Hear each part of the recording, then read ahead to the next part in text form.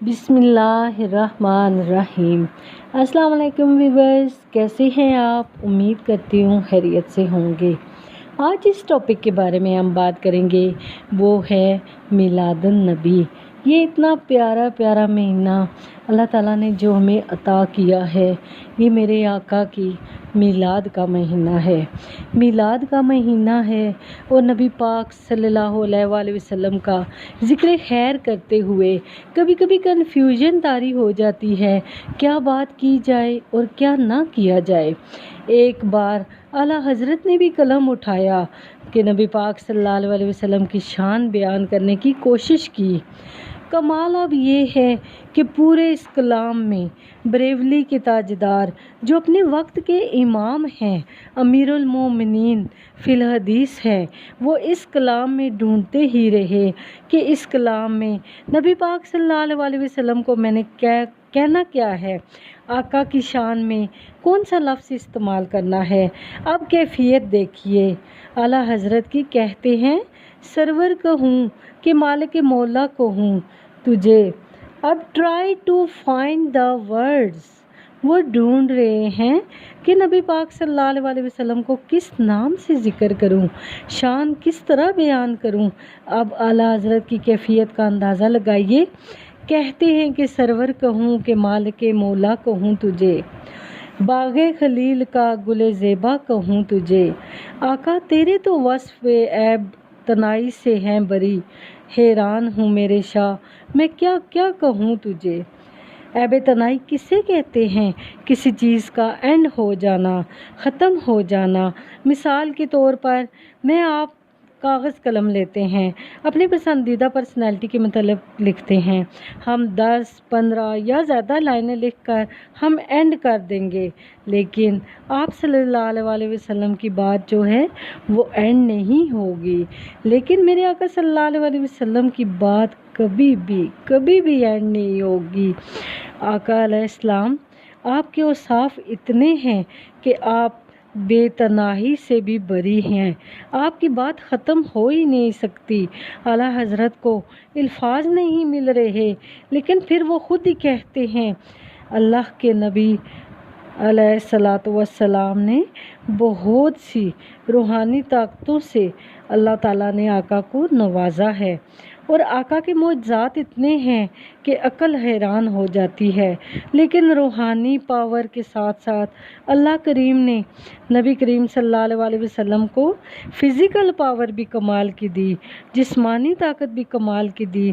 آقا علیہ السلام عرب میں تبلیغ کرتے، لوگوں کو دین اسلام کی دعوت دیتے تھے، اور آقا علیہ السلام ایک دفعہ ایک پہلوان جس کا نام رکانہ تھا، اور وہ اسے یہ دعویٰ تھا کہ مجھے پورے عرب میں کوئی نہیں ہرا سکتا۔ نبی پاک صلی اللہ علیہ وسلم اسے اسلام کی دعوت جب دینے گئے اور جا کر کہا کہ اللہ پر ایمان لے آؤ، اسلام قبول کر لو، کہتا ہے ٹھیک ہے میں مسلمان ہو جاؤں گا، پہلے آپ مجھ سے کشتی لڑیں، کشتی میں مجھے گرا دیں جنت، اور پھر جب جیت جائیں آپ تو میں اسلام قبول کر لوں گا۔ کیسا عجب چیلنج تھا نا، کہ اللہ کے نبی اسلام کی دعوت دینے گئے اور اس نے کشتی کا چیلنج کر دیا۔ لیکن میرے نبی پاک صلی اللہ علیہ وسلم نے مسکرا کر کہا چلو قبول ہے۔ صحابہ کرام جمع ہو گئے، لوگ جمع ہو گئے کہ مقابلہ کیسا ہوگا۔ پیارے آقا صلی اللہ علیہ وسلم نے جیسے ہی کشتی شروع ہوئی اس کو اٹھایا اور اٹھا کر زمین پر پٹخ دیا، اس کو موقع ہی نہیں ملا۔ اب اس نے کہا کہ نہیں دوبارہ لڑیں، مجھے تو پتہ ہی نہیں چلا۔ ایک بار پھر نبی پاک صلی اللہ علیہ وسلم نے اسے اٹھا کر اسی طرح زمین پر پٹخ دیا۔ پھر اسے غصہ آیا اور جوش اور ولولہ آیا، اس نے کہا کہ صرف آخری بار پھر لڑے۔ نبی پاک صلی اللہ علیہ وسلم نے مسکرا کر فرمایا، اور پھر مقابلہ ہوا کہ چلو ٹھیک ہے۔ نبی کریم صلی اللہ علیہ وسلم نے اسے اٹھایا اور زمین پر پٹخ دیا۔ اس نے کہا کہ آپ کی عجب شان ہے، آج تک کوئی عرب کا بڑے سے بڑا پہلوان بھی میرا مقابلہ نہیں کر سکتا۔ اور رکانہ نے اسی وقت کلمہ پڑھا اور مسلمان ہو گیا۔ سبحان اللہ۔ تھوڑے عرصے کے بعد रकाना का बेटा यजीद बिन रकाना, वो भी पहलवान था। ज़ाहिर है पहलवान नस्ल दर नस्ल पहलवान ही थे। तो वो नबी पाक सल्लल्लाहु अलैहि वसल्लम के पास खुद चल कर आया। ज़ाहिर है वो जवान था, जोश था, वलवला था और वो यंग भी था, तो उससे ज़्यादा ताकत थी।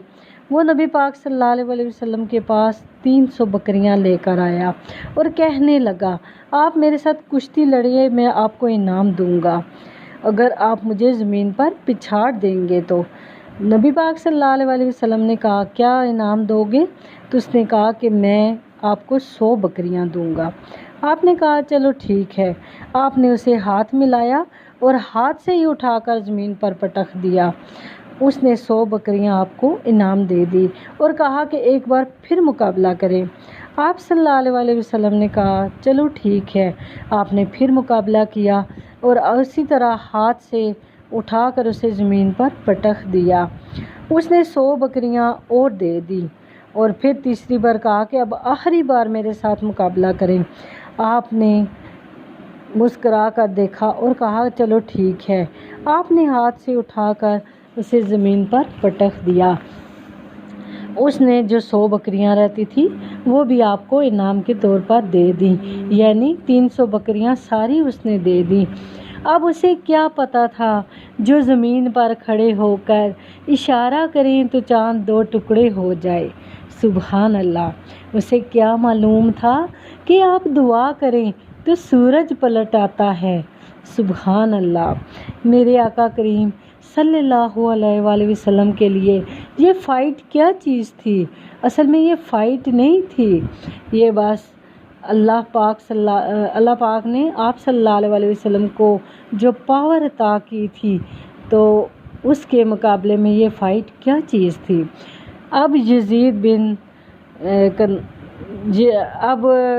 उसका बेटा जो था यजीद, वो जिसने 300 बकरियां आपको इनाम दी थी, वो मुसलमान हो गया और उसने कलमा पढ़ लिया। अब आका करीम सल्लल्लाहु अलैहि वसल्लम क्या फरमाते हैं कि ये 300 बकरियां मैं तुम्हें वापस तोहफे के तौर पर देता हूँ।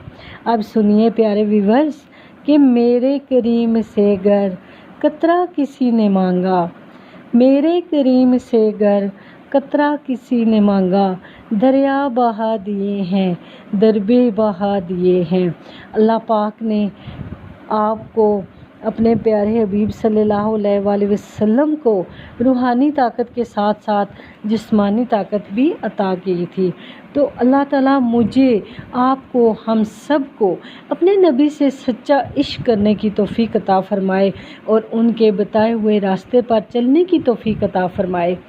और मुझे बड़े अफसोस के साथ ये कहना पड़ता है प्यारे व्यूअर्स कि इस्लामी वीडियोस लोग सब्सक्राइब नहीं करते, लाइक नहीं करते, शेयर नहीं करते। और बड़े दुख की बात है कि इसके अलावा कोई नाच गाने वाली, कोई टिकटॉक, कोई इस तरह की वीडियो होती तो शायद वो जल्दी कर लेते। लेकिन मेरा ईमान है कि जिन बंदों ने ये नबी पाक सल्लल्लाहु अलैहि वसल्लम की प्यारी प्यारी बातें सुनी, इन पर अमल किया और उनकी वजह से, इन बातों की वजह से उनके अंदर ईमान की हरारत पैदा हुई, तो इंशाअल्लाह वो ज़रूर सब्सक्राइब करेंगे। तो प्यारे व्यूअर्स, इसके साथ ही मुझे